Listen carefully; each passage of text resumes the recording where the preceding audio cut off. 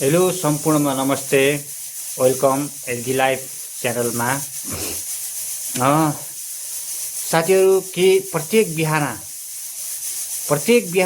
पेट साफ हुँदैन, राम्रोसँग दिशा खुलेर हुँदैन, दिशा गर्नलाई मुस्किल हुन्छ, जोर लगाउनुपर्छ।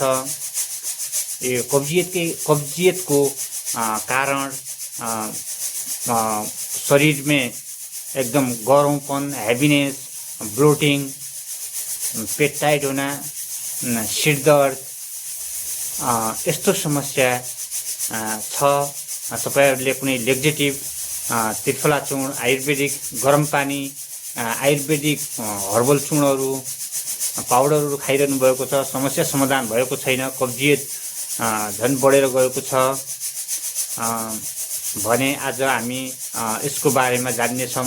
नेचुरली रूपमा कसरी कब्जियतलाई ठिक गर्न सकिन्छ, यसको यो कब्जियतको कारण र उपचारहरूको बारेमा जान्नुहुनेछ तपाईहरु।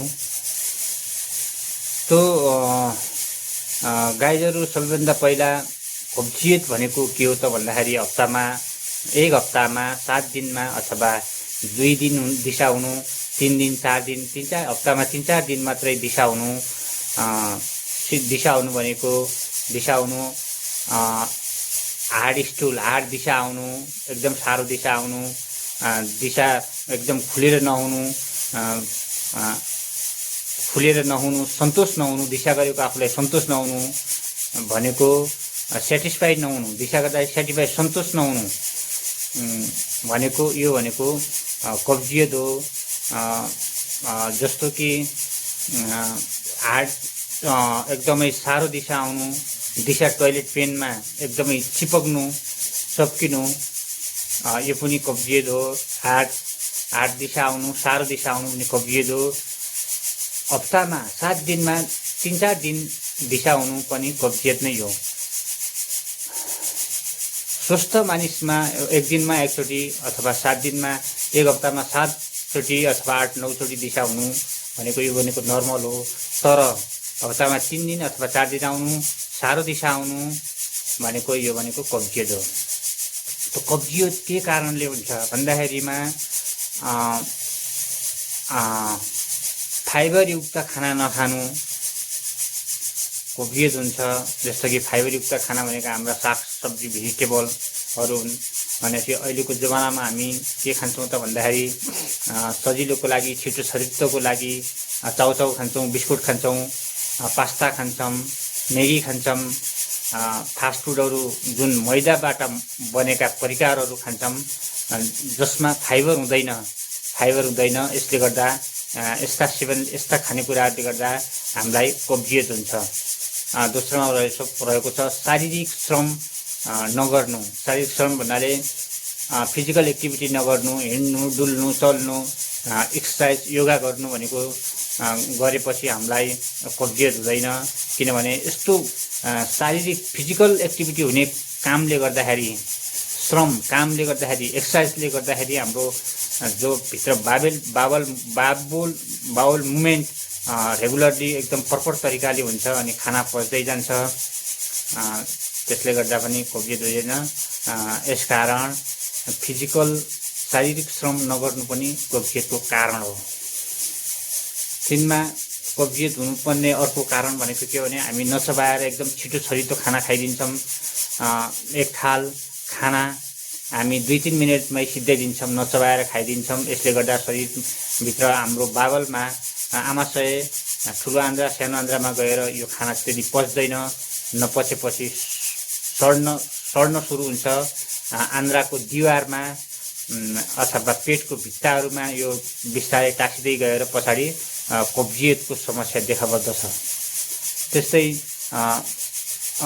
कम पानी पिउनुले गर्दा पनि कब्जियत हुन्छ। चिया कफीहरू धेरै खानु पनि कब्जियत हुन्छ। चिया कफी भन्नाले चिया कफीमा क्याफिनेटेड भन्ने एउटा वस्तु पाइन्छ, क्याफिनेटेड भन्ने। त्यसले गर्दा कब्जियत गराउँछ, पाचनमा समस्या ल्याउँछ। पाचन कमजोर हुने बित्तिकै कब्जियत हुन सुरु गर्दछ। चिया कफीले, मदिरा, चुरोटले पनि कब्जियत गराउँछ। जस्तो कि अब अल्कोहल भयो, चुरोटमा पाइने निकोटिन भन्ने पदार्थले गर्दाखेरि हाम्रो पाचनमा एकदम समस्या ल्याउँछ। पाचन कमजोर हुने बित्तिकै कब्जियतको सुरुवात हुन्छ। अप्राकृतिक खानाहरू भयो। अप्राकृतिक खाना भन्नाले जो कम्पनीबाट बनेका खानाहरू हुन्छन्, कम्पनीबाट निर्माण गरिएका खानाहरू हुन्छन्, जस्तो कि chow chow, biscuit, chocolate, chewing gum, junk पेय पदार्थ भयो, जस्तो कि कोक, फेन्टा, मिरिन्डा, यस्ता खानेकुराले गर्दाखेरि हामीलाई कब्जियत हुन्छ। यी खानेकुराहरूमा एक त केमिकल मिसावट हुन्छ यस्ता खानेकुराहरूमा। दोस्रोमा भनेको यी खानेकुराहरूमा फाइबर भनेको जिरो हुन्छ। जुन फाइबर हाम्रो बावल मुभमेन्टलाई रेगुलेट गर्दछ।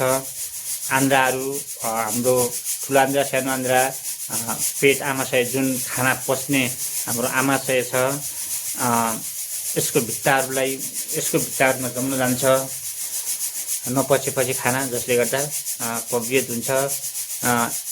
जुन कुरामा फाइबर हुँदैन, जस्तै मैदाबाट बनेका चिजहरू धेरै छन्। बिस्कुट भयो, पास्ता भयो, मैगी भयो, चाउमिन भयो, यस्ता खानेकुराहरूबाट पनि हामीलाई कब्जियत हुन्छ। र हामीले कब्जियत अब नहुन, कब्जियतलाई हामीले जडैदेखि निर्मूल गर्नको लागि के गर्नुपर्छ त भन्दाखेरि हामीले सबैभन्दा पहिला यस्ता टिप्सहरू छन्, ती टिप्सहरू अपनाउनु पर्ने हुन्छ। रेगुलर फलो गर्नुपर्ने हुन्छ ती टिप्सहरू, जो रहेको छ कि अल्कलाइन फुड भरपुर मात्रामा खाने। अल्कलाइन फुड हुन्छ, सोलिड फुड हुन्छ, जङ्क फुड हुन्छ। जङ्क फुड भनेको सबैलाई थाहा छँदैछ, कम्पनीमा बनेका जुन त्यो जङ्क फुडहरू हो। कम्पनीमा बनेका फुड जस्तै खानाहरू भयो, त्यो जङ्क फुडहरू जङ्क फुडमा फाइबर एकदम जिरो हुन्छ, जसले गर्दा कब्जियत हुन्छ। त्यसै कारणले गर्दा हामीले फाइबरयुक्त खाना, रसयुक्त खाना खानुपर्दछ। फाइबरयुक्त खाना र रसयुक्त खाना भनेका के हुन्? सागसब्जी हो, भेजिटेबल हो। यो खानाहरूको रेसियो हामीले बढाउनुपर्छ। कब्जियत जरैदेखि निर्मूल हुन्छ। कब्जियत निर्मूल हुनलाई कुनै आयुर्वेदिक धुलो, आयुर्वेदिक चूर्ण, लेक्जेटिभ औषधिहरू सेवन गर्दाखेरि तत्कालको लागि राहत त मिल्छ, तर जरैदेखि कब्जियत निको हुँदैन। जरैदेखि कब्जियत निको हुनको लागि अल्कलाइन फुडको मात्रा बढाउनुपर्छ। सोलिड फुड र अल्कलाइन फुड भन्ने हुन्छ। सोलिड फुड भन्नाले हाम्रो प्राकृतिकबाट आएको, हामीले उब्जाएको दाल, चामल, राजमा, सिमी, चना, केराउ, यी विभिन्न किसिमका दालहरू भयो, गेडागुडीहरू भयो। अब यिनीहरू भनेको सोलिड फुड पर्यो। धान, चामल, गहुँ, मकै, यिनीहरू भनेको सोलिड फुड पर्यो। यिनीहरूमा पनि भरपुर मात्रामा फाइबर हुन्छ।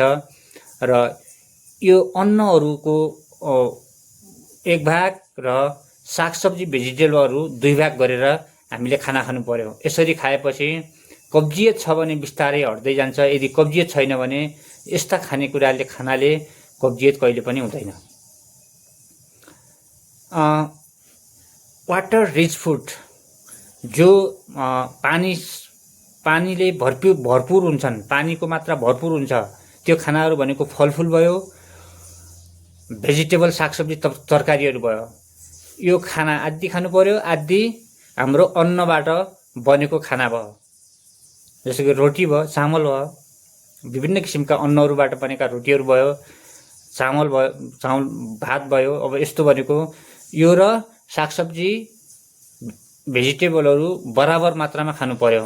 हाम्रो के छ, हाम्रो भान्सामा के हुन्छ, हाम्रो थालमा के हुन्छ त भन्दाखेरि भात 1 थालभरि हुन्छ, तरकारी र दाल अलिकति थोरै हुन्छ।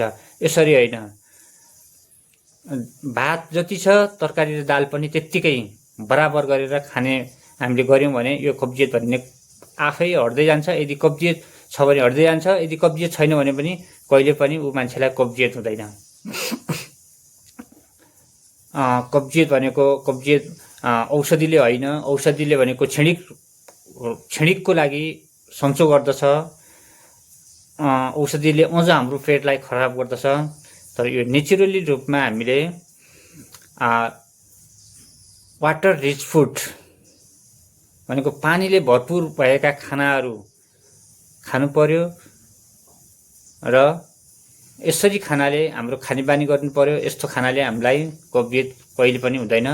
ओके, म मेरो भिडियोहरुमा ग्यास्ट्रिक, कब्जियत, आइबिएस इरिटेबल बाउल सिन्ड्रोमको बारेमा भन्ने गर्दछु। म आजलाई यति नै गर्दछु। केही सल्लाह सुझाव भएमा, कमेन्ट भएमा, केही क्वेशन मसँग सोध्नु पर्ने भएमा सोध्नु होला। कमेन्टमा गएर कमेन्ट गरिदिनु होला। ओके, आजलाई बाई बाई, फेरि भेट गरौँला।